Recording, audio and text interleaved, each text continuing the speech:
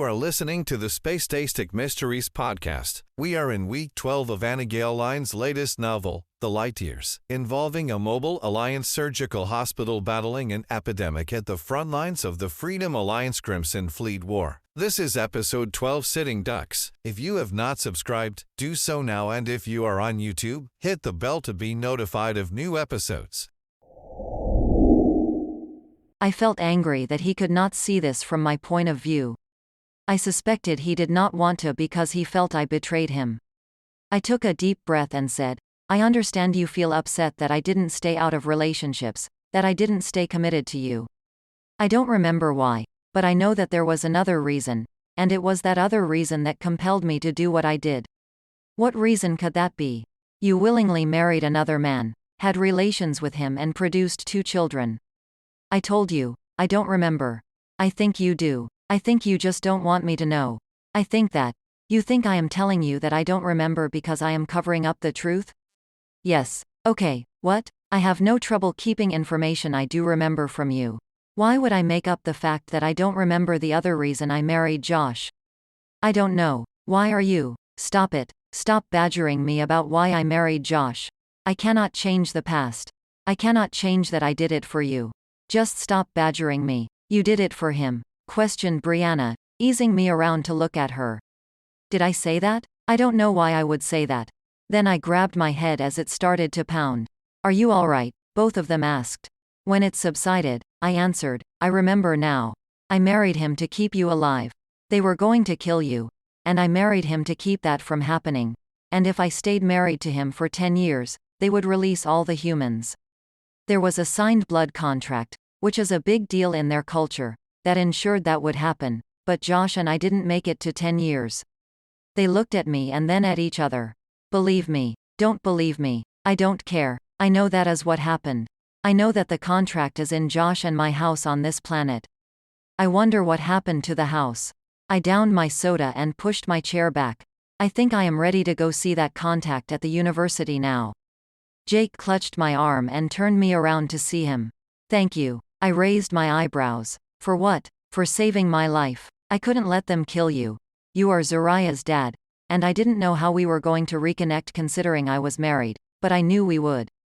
Then you do know we are supposed to be together. I rolled my eyes. Give me time, Jake. That is all I am asking for, and if the roles were reversed, I would respect your boundaries. You two act like a married couple, observed Brianna. I think that you two need to compromise. We have, but that is not enough for him. Zebby and Graham are on his side, but I can't help how I feel. I understand my version of reality is skewed. I know that others don't see me the way I see me, but, Brianna clutched my hand and waited for me to look at her. I get it, big sister. I grew up in that hell.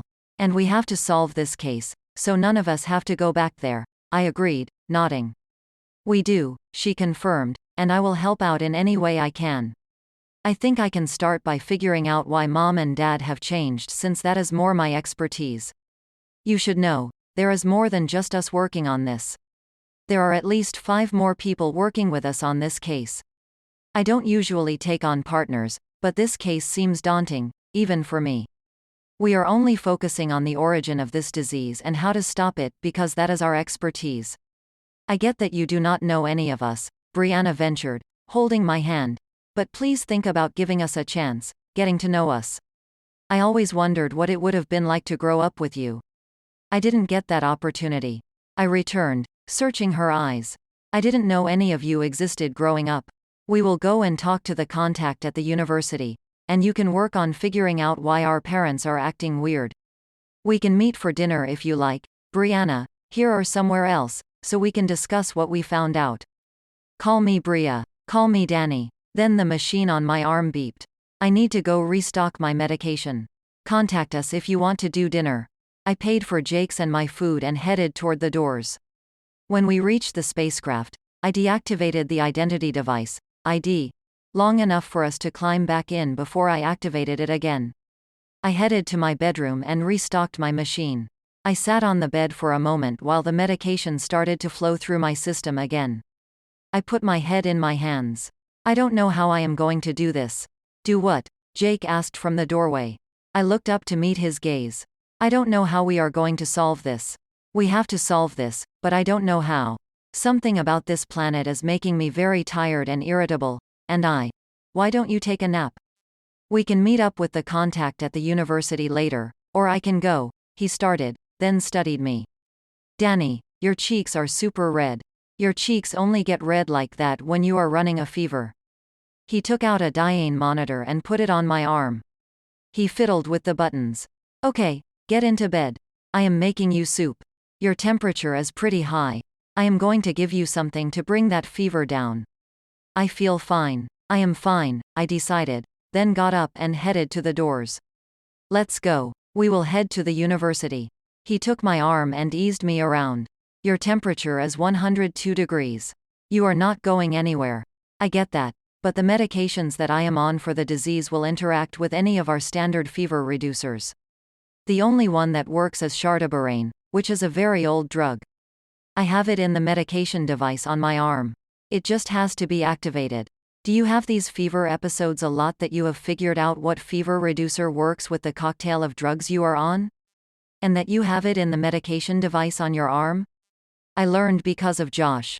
Josh had a fever nearing 104, and I tried everything to bring it down. I packed him in ice until I discovered that Shardabarane worked and did not interact with the other medications. Is this the first time you have had this fever? Yes, but all I need is a nap. My body will rest and heal itself. If that were true, wouldn't it have healed once you got this disease? You are a doctor. You know that is not true, and yet you are spouting such nonsense, which makes me wonder what you are hiding. I am not hiding anything. I don't like being confined to a bed for more than a nap or sleeping at night when there is work to do. I want to get back to my children. I want to get back to our vessel. I want this done with. It is bringing up a lot of memories and emotions being here. I am not saying that it is causing the fever because I know that the two cannot be related. I know you are thorough in caring for patients, but frankly, it is no big deal. No big deal? You have a high fever. I am surprised you don't feel awful at this moment. Maybe you do and think I shouldn't know. I am your partner, and I care about you. I get that, but I don't want to be mothered, or fathered in your case. I am a grown adult. I am a doctor. I can take care of myself. I am not saying you can't. You are making me feel like I can't, like you don't believe that I can. I know you think that you are helping. I know that you think that you are just being a doctor, but I am capable of caring for myself. I told you I was going to take a nap. I get that I have a fever, but it is not that big of a deal. I will just program my medicine device to dispense Shardabarane, but I am not going to stay here 1 minute longer than we have to because even in disguise, we are sitting ducks. Sitting ducks? Why would we be sitting ducks? Because these people will find us no matter where we are. I used to utilize every opportunity to get out, to run away, and they located me every time. I wonder if that tattoo had a tracking device. Maybe the tracking device is still there, I don't know. He turned me around and led me back to bed. I think that you are delirious. He looked at the medicine device on my arm and fiddled around with it. Let's get you back to bed. Check for the tracking device in me and you. If you don't, they are going to find us. We are in disguise. Do it. I pulled back the corners and climbed into bed. Jake threw his hands in the air before putting the Diane monitor back on my arm and studied the readings until he gasped. He said with grave deliberation, "Okay, you are right, but I still think you are over." I raised my eyebrows. Do not say it. Do not say I am overreacting because I want you to remove the tracking device they are using to trace my whereabouts. That is probably how they knew where Adam and Josh were, how they were able to kill them, and Peter, and Henrik. We are sitting ducks. Why are you afraid of these people? I have never seen you so agitated before. You think I am agitated because I don't want to go back to being away from my family, being captured, beaten, starved and forced to hurt people? You of all people should understand why I want that tracking device removed. It gives us an even playing field. Right now, they have the advantage. He moved to the edge of the bed and opened the Diane monitor to retrieve alcohol, a laser and a set of tweezers. He pulled down the shoulder of my shirt. He washed the area with alcohol that felt cold, then the cold turned to heat as he traced the area with a laser. Then I felt him pull the skin back and move an instrument into the pocket. He pulled something out, and I heard a click as he dropped the device on the nightstand. He then sealed up the wound. Okay, I removed it. I did the same with his. Then I slid under the covers and laid my head on the pillow, staring at the wall. 1,000 thoughts paraded through my head. Jake rubbed my back and said, "Do you remember when I sat next to you in homeroom class? I thought you were the most beautiful girl I ever laid eyes on. I think you are even more beautiful today, but you said, 'Hi. My name is Jordana. My friends call me Danny.' You asked if you could be my friend. We ate lunch together that day and every day for the rest of high school and all of our academy days. I've known since day one that you and I are supposed to be together, but I have to apologize to you." Apologize? I sat up in bed. When I first heard that you married, I thought you didn't feel our connection like I did. I was stuck in captivity, so I couldn't be with someone else. I didn't have the opportunity. However, it was selfish of me to expect you to stay single, especially when you didn't know whether I would ever come home. I don't know if, in the same situation, I would have been able to stay single. I reached for his face and pulled it toward me. I brushed my lips across his. He deepened the kiss. We kissed for a few minutes before he broke away. "No, I thought that is what you wanted. It is, but not like this. I am pretty sure this is induced by the fever that does not seem to be coming down." I could see the worried look on his face. His eyes, which I'd come to be able to read with ease, held a deep-seated fear that I would not survive. "I don't want to take advantage of the situation. Hand me the device." He took it off my arm and gave it to me. I programmed it and then passed it back to him. "Please put it back on my arm." As he did, I observed, "You think you are still the same Jake, but you aren't." "What are you talking about?" "Yes, I am. Just because exactly. The old Jake would have had no problem giving into the pressure of the situation." "Was this one of your tests?" I shook my head and said with grave deliberation, "No, but now that I am positive I can trust you, I am ready to fully commit to getting back together." He didn't seem to hear me. "You have had that voice call while we are here or en route, haven't you? That's why you were insistent on getting the tracking device out."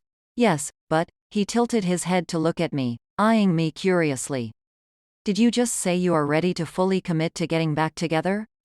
He checked my Diane monitor readings. "It's not the fever." He looked back at me.